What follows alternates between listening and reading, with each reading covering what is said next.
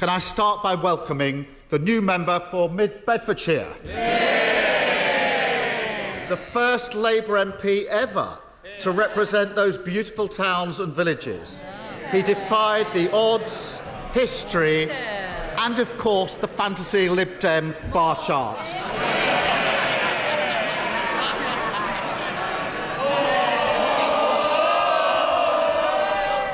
Can I also welcome the new member for Tamworth? She will be a powerful representative for her constituents.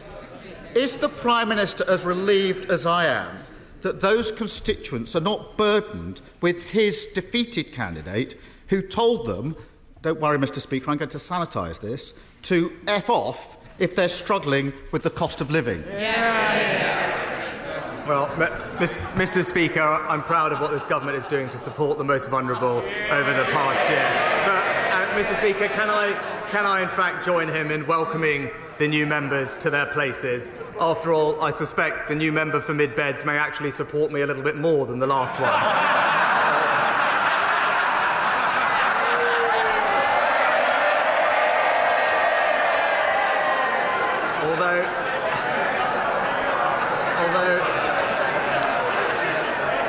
Although I did notice that the new member said that they will be opposing new housing in their local area, while the new member for Tamworth claimed that they will protect green spaces. I would urge them to have a word with their leader, because that's not exactly his position, Mr Speaker. Although, with his track record of U-turns, who knows what his housing policy will be next week? Well, so much for being the change candidate. He can't even distance himself from those appalling comments. But I do have to ask him, where on earth does the Prime Minister think his candidate got the idea in the first place that throwing expletives at struggling families was his government's official position? Prime Minister! Well, Mr Speaker, let's just look at the record of what this government is doing to help those people. Paying for around half of a typical family's energy bill over the last year, support worth over £1,500. For the most vulnerable in our society, receiving £900 in direct cost of living support, record increases in the national living wage, record increases in welfare, and this winter, Mr Speaker, pensioners to receive an extra £200 or £300 alongside their winter fuel payment to help them through what we know is a tough time. All of that, Mr Speaker, significant support funded by this government, all of that would be put at risk by Labour's reckless plans to borrow £28 billion a year. He keeps boasting about how great things are. The voters keep telling him he's got it wrong. But I can see why the Tamworth candidate thought he was just following government lines. Annalisa and her 2 children lived in their home for 8 years. In May, they were kicked out with a no-fault eviction notice. Despite his government's pledge to scrap no-fault evictions, this week the Prime Minister crumbled to the landlords on his own backbenches and killed the policy. What message, other than the message delivered by his candidate in Tamworth, could Annalisa possibly take from that? Prime Minister, Speaker, we've taken significant action to help renters like Annalise and others. We've capped holding deposits at 1 week. We've protected tenants from rip-off tenancy fees, delivered almost 500,000 affordable homes for rent, and halved the number of percentage of substandard homes in the private rented sector, and strengthened local authority enforcement powers, because this government is delivering for renters. But we are also, Mr Speaker, trying to ensure the new generation can buy their own home. So perhaps he can explain to Annalisa and thousands and millions of others why, when we brought forward plans to unlock 100,000 new homes, he stood in the way of that.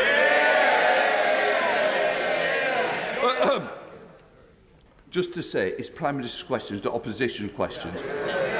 Keir Starmer. Sorry, Prime Minister. It is Prime Minister's questions. I don't need you nodding against my decision. Yes. Well, I'm sure Annalisa and her children, who've now been evicted, will take great comfort from that non-answer. Emma and her teenage son saw their mortgage go up by more than a quarter.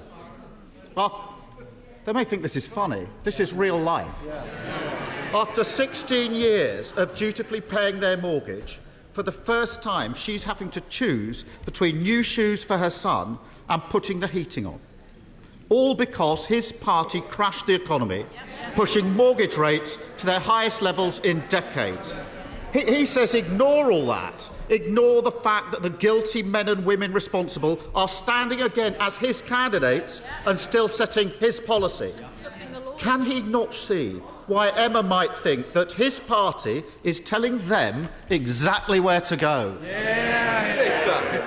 Mr. Speaker, he keeps talking about the mini-budget. I won't ask him a question, Mr. Speaker. Well, I will just point out he did actually support 95% of the things in that mini-budget, which I didn't, Mr. Speaker. But again, he's had a whole summer to get on top of the details. He's still ignoring the fact that rising interest rates are a global challenge. They are at their highest level in America and Europe for more than 20 or 30 years. Mortgage rates have doubled in America, trebled in Europe. Now, what we do want to do to help mortgage holders is ensure that they can use the mortgage charter that we've agreed with the banks. And thanks to the steps that we've taken, someone with a £200,000 property with about £100,000 left on their mortgage could save over £350 a month and lock in a new deal 6 months before theirs ended, and repossessions will be prohibited for 12 months from the first missed payment. He might have missed that policy is twice as generous as Labour's.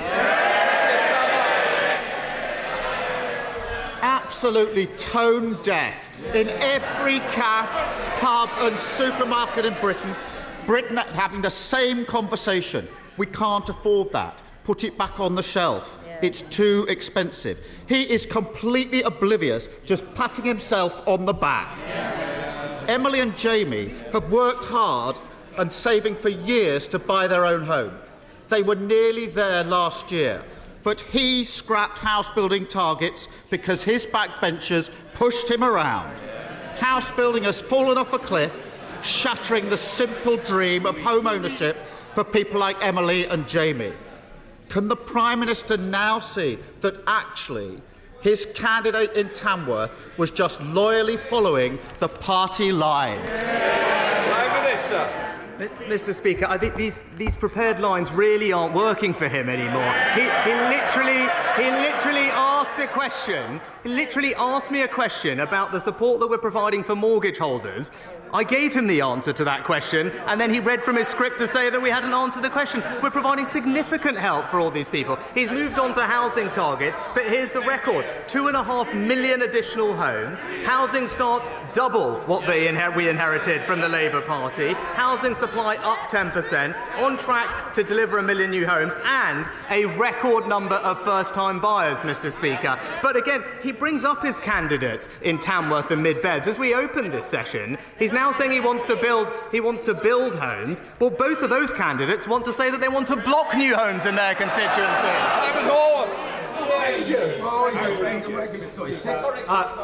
Tell us more about Thank you, Mr. Speaker, across our country, the British people are rolling up their sleeves and getting on with it, doing their best in the face of a punishing cost of living crisis and a government that has abandoned them, abandoned renters at risk of being kicked out, abandoned mortgage payers struggling to make ends meet, abandoned those who dream of owning their own house. The truth is, his candidate in Tamworth summed up perfectly just how his and his Tories are treating the British public. So will he just call a general election and give the British public the chance to respond, as they did in Selby, Mid Beds and Tamworth? They've heard the government telling them to F off, and they want the chance to return the compliment. Mr. Speaker. Prime Minister. Mr. Speaker, look, as we saw with his recent decisions on actually building new houses, politicians like him always take the easy way out, Mr. Speaker, whereas we're getting on making the right long-term decisions to change this country for the better on net zero, on HS2, on a smoke-free generation, on education and energy security. Contrast that to his leadership. too cautious to say anything and hope that nobody notices, Mr. Speaker. Let me tell him, come that general election, the British people will.